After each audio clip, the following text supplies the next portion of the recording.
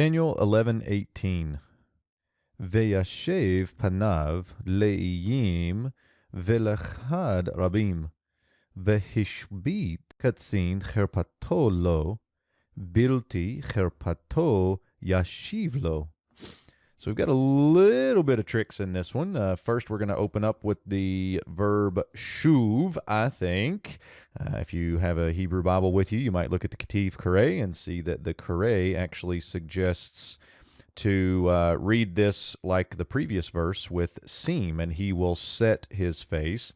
I do think that there's a good argument to be made here for the vav conjunctive on the imperfect hifil imperfect of shuv, and he will turn his face. I think that's probably a better idea. In the next verse, we're actually going to see the exact same thing, and there's not a Ketiv Kareh there, so it's an interesting little trick, but I think I'm going to go with the hifil of shuv in this case. It would be a jussive form, so again, this interesting jussive / imperfect / vav conjunctive / vav consecutive.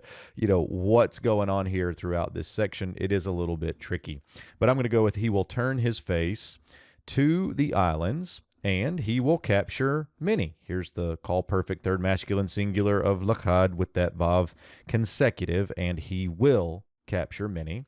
Next, we get the hifil perfect third masculine singular of the verbal root Shabbat plus the vav consecutive. And so a prince or a ruler, he will bring to an end his reproach to him.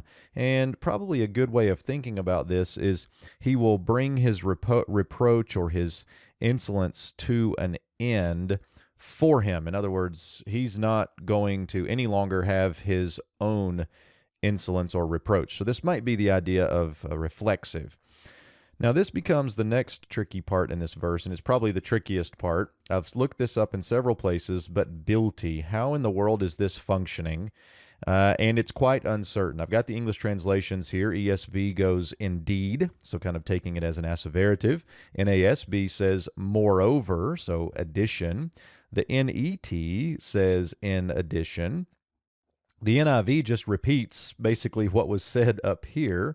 The CSB says instead, and then the KJV is actually interesting. The KJV says without, which kind of gives us that negated aspect of bilti.